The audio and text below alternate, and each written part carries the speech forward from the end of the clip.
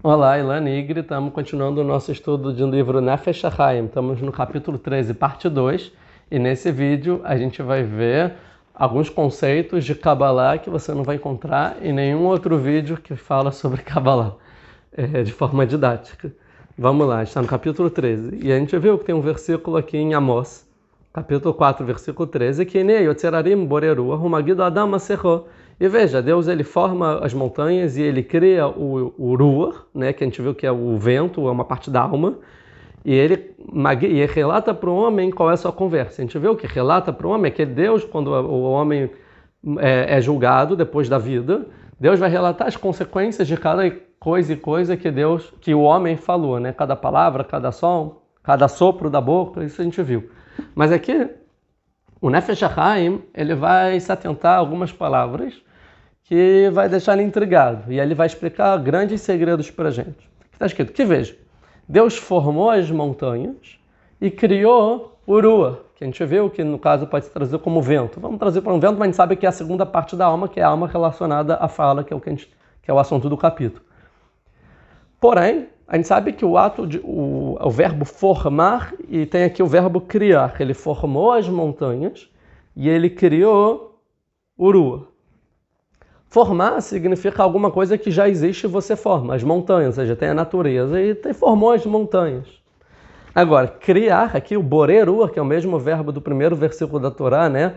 É Bereshit bara Elohim et hashamayim vet haaretz, que Deus criou o céu e a terra. Criar é do nada, não existia mundo e passou a existir mundo.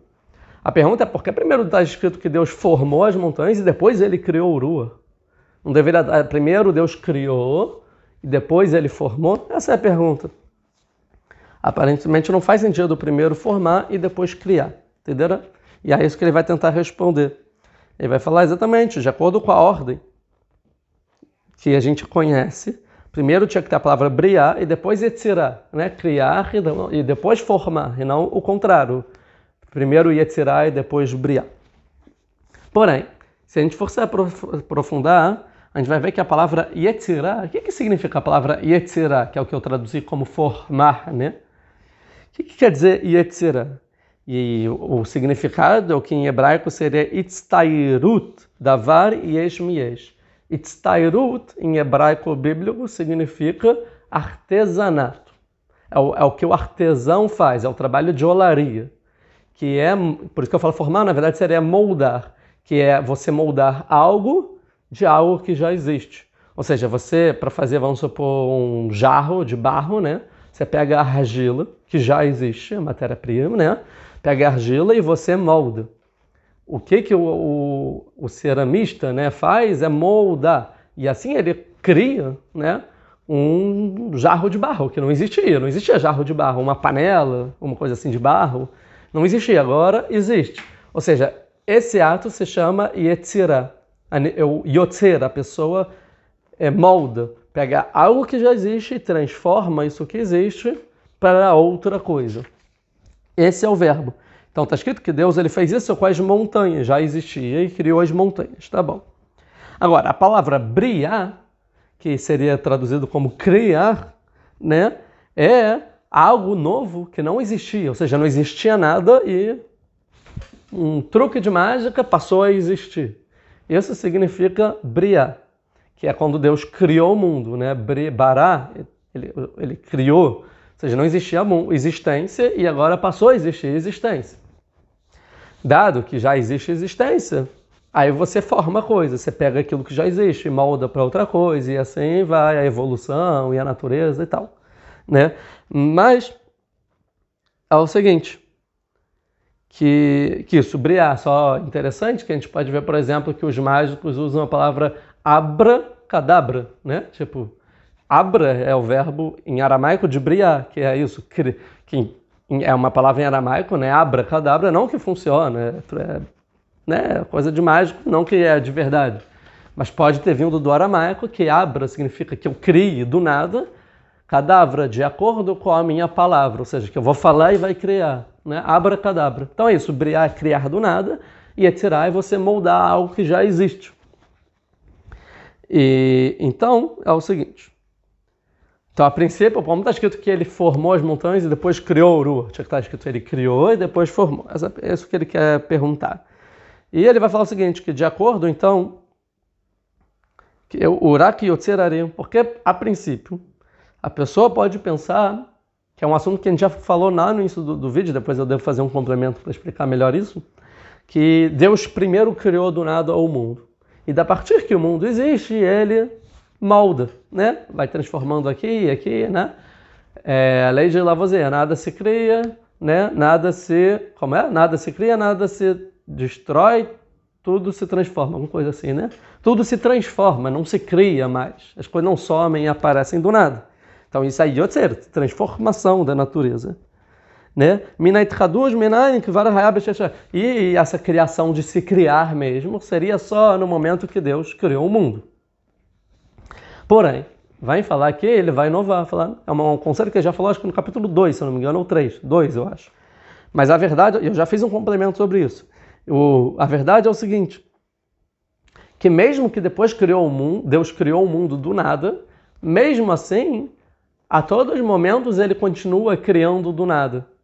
Porém, ele, ao mesmo tempo, forma e molda o mundo do que já foi criado. Como assim? Ele vai explicar o seguinte, que o mundo tá bom, a existência não existia a existência e passou a existir, aí foi criada. E agora tudo é moldado, é tudo transformado, beleza. Porém, a cada instante no mundo, continua existindo uma renovação no mundo. E essa renovação é como se fosse do nada. Ou seja, nenhum instante no mundo, a vontade do Criador é a mesma vontade do outro instante. Ou seja, embora a existência ela só vai se transformando, a vontade dessa existência existir, ela se renova a todos os momentos. Então ela sempre é recriada do nada. Isso é a ideia do Nefesh HaChai. Tá? Que a gente pode fazer um complemento sobre isso. Mas vamos continuar. O Memotzá davar esquilemen que pashut inyan olamon ikradzulut. E agora então ele vai falar sobre Kabbalah em si. Vamos deixar para o próximo vídeo então, a gente faz a parte 3 e ficar mais didático, tá bom? Vamos por enquanto deixar por aí. Ficou a pergunta, por que primeiro Yetzirah e depois Briá? E ele respondeu, Yetzirah, porque na verdade mesmo que Deus criou do nada o mundo na criação do mundo, e agora ele só transforma e só molda esse mundo, mas a todo momento, um instante, Deus está renovando o mundo na vontade dele em criar o mundo, no porquê esse mundo existe. E isso, então isso que está escrito, vamos explicar, que ne Yotzerari, Deus, desde que ele criou o mundo, ele veja, ou seja, você já está vendo, Deus Yotzerarim, ele forma, ele molda, ele transforma as montanhas. Tem erosão, né? Tem placas tectônicas, Deus molda. Porém, ele boré rua. Ele cria do nada, mesmo depois da criação do mundo, o que ele cria a todos os momentos? O rua. O que significa rua? Que é a segunda parte da alma que tem a ver com a fala. Rua seria a parte da renovação que existe no mundo. O mundo está sempre se renovando, sempre se recriando. Isso no mundo significa rua. Por isso que hoje no hebraico moderno seria o vento, que o vento está sempre...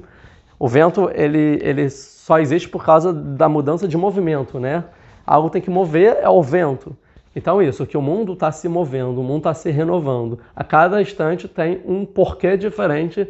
Deus criou o mundo, senão não existiria transformação. A transformação, né, o que muda, transforma realmente o mundo, do nada é Urua, essa segunda parte da alma.